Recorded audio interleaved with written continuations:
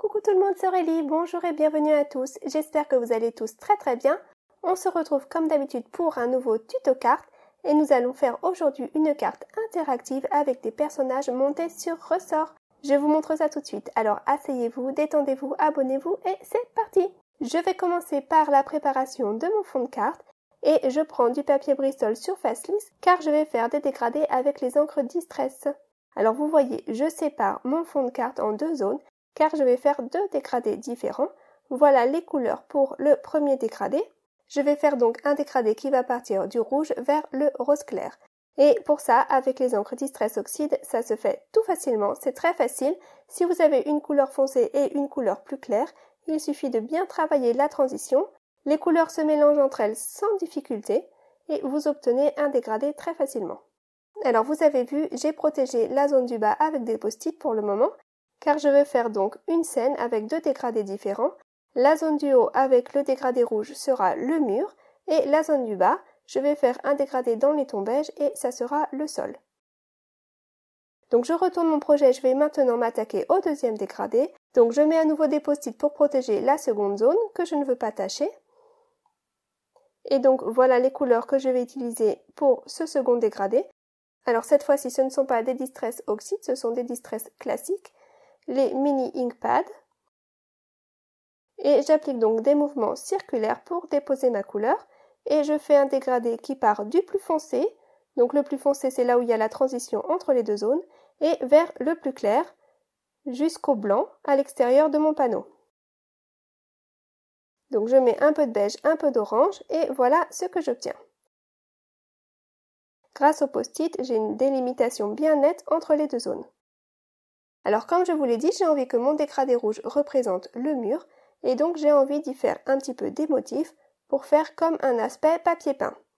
Alors j'ai beaucoup hésité pour savoir comment j'allais réaliser ça. Je m'étais dit que je pourrais utiliser des tampons et faire un tamponnage ton sur ton en utilisant les mêmes couleurs d'encre oxyde, donc dans les tons rouges.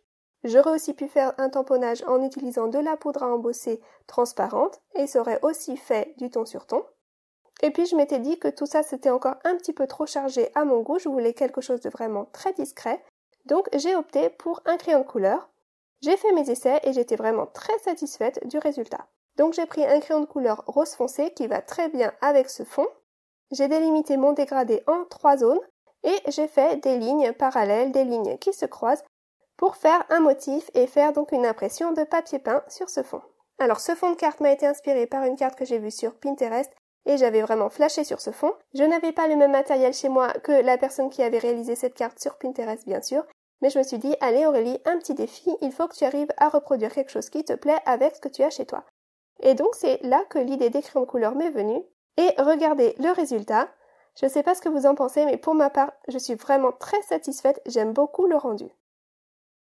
Alors pour marquer encore mieux la délimitation entre les deux zones, j'ai été découper une petite bande de ce papier brillant. C'est donc un papier métallisé qui a des reflets un petit peu dorés ou cuivrés. C'est vraiment très joli. Et je colle donc cette bande au milieu.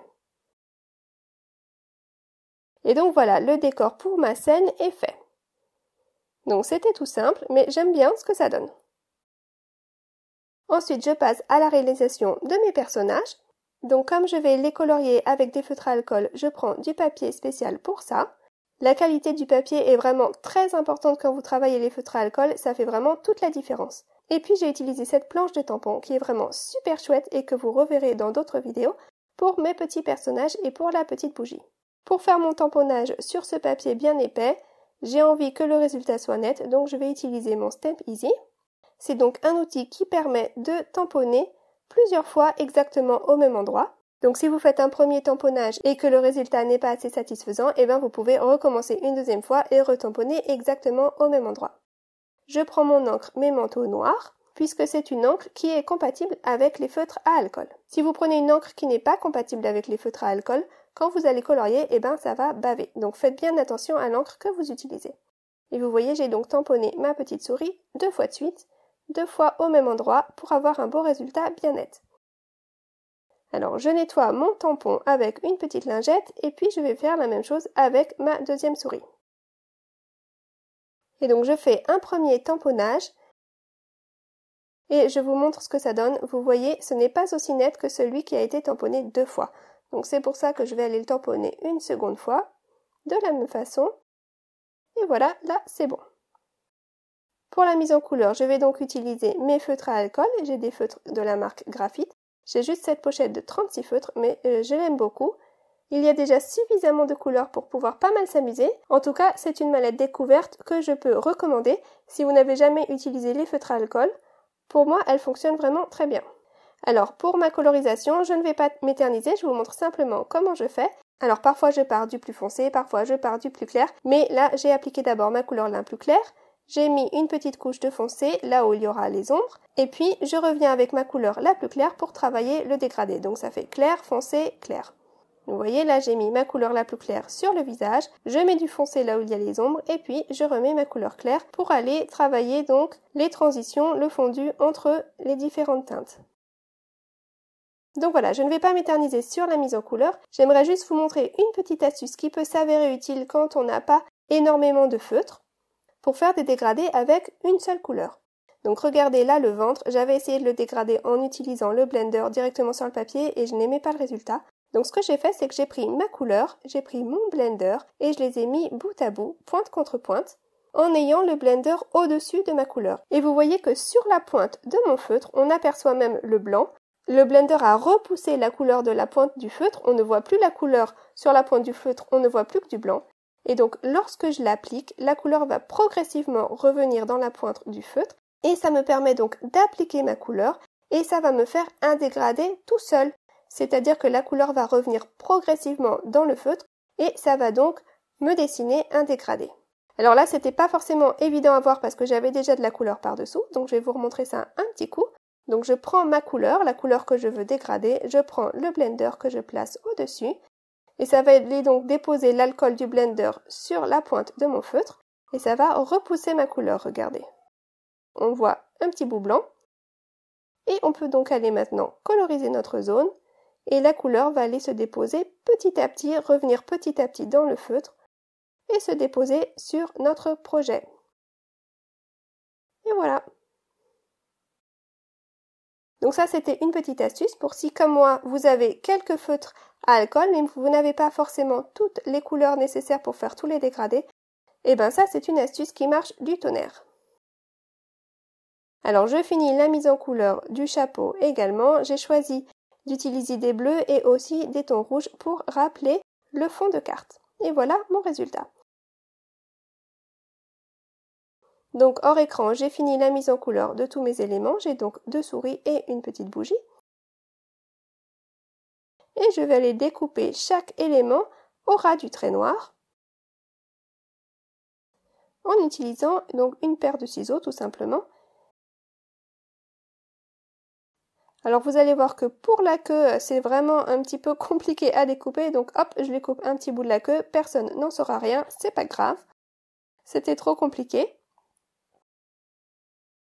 Et puis voilà, je finis donc le détourage de mon personnage. Je détourne mes 3 éléments. Et voilà donc ce que j'obtiens. Alors ensuite, je prends le plus petit die rond que j'ai. Et je vais aller découper 2 ronds pour chaque petit mécanisme, pour chaque petit ressort. Donc si vous voulez faire un ressort, vous découpez 2 ronds. Et comme je voulais faire 2 ressorts, donc j'en ai découpé 4. Ensuite, je prends du fil de fer. Vous voyez, celui que j'ai, il est assez fin. Alors là, c'est vieux, donc l'écriture est partie et je ne sais pas exactement quel diamètre il fait. Je pense qu'il fait 0,3 voire 0,4 mm de diamètre environ. Ensuite, je prends donc un feutre et je vais aller tourner autour de ce feutre avec mon fil de fer. Donc là, j'ai fait 2 tours. Vous pouvez faire 1 tour et demi, 2 tours ou plus si vous voulez. Plus vous ferez de tours, plus votre ressort sera donc épais et volumineux. Ensuite, je coupe ce qui dépasse, je ne garde que mes 2 tours et je vais aller placer ça sur l'un des ronds. Je prends du scotch pour aller accrocher un côté sur le rond. Et puis je vais aller glisser un deuxième morceau scotch à l'intérieur de mon ressort pour pouvoir aller y scotcher un deuxième rond, afin qu'il y ait un rond dessus, un rond dessous, tout simplement. Ça se fait vraiment en 2 temps 3 mouvements, vous voyez. Et voilà donc ce qu'on obtient.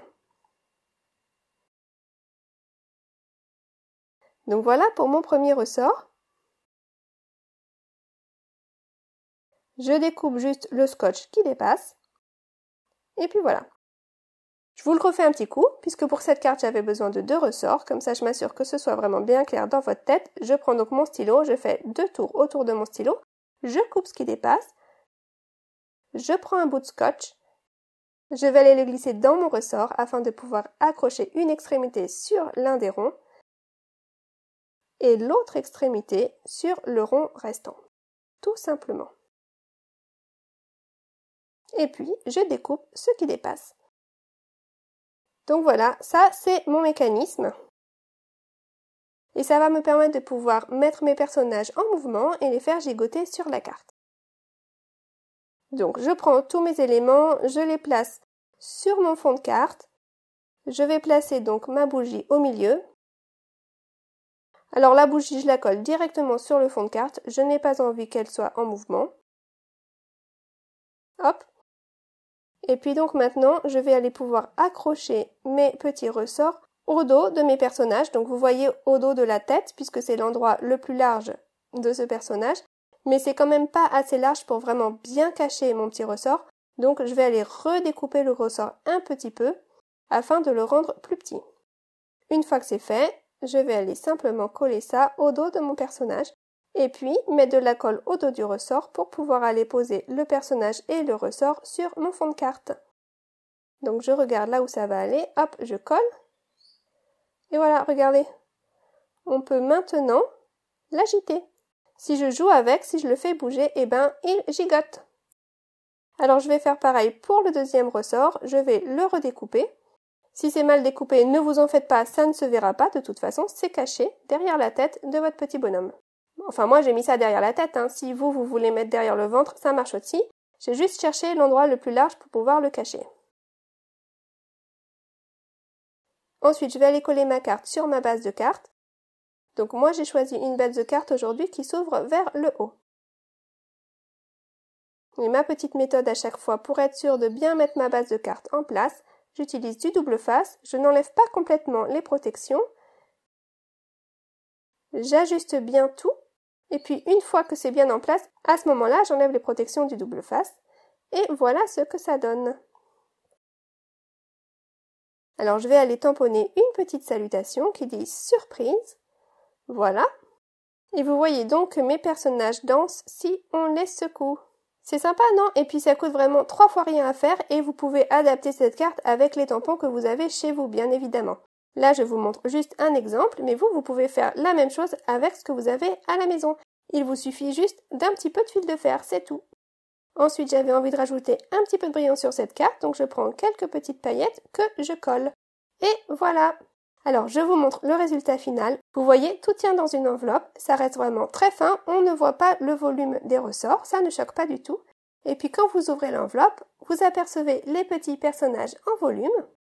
Et puis vous allez pouvoir aller donc les agiter, jouer avec eux, et ils vont gigoter, danser sur cette carte. Voilà, j'espère que ce projet vous aura plu. Je vous retrouve très vite pour une nouvelle création. En attendant, prenez bien soin de vous et de ceux qui vous entourent. À très vite, au revoir.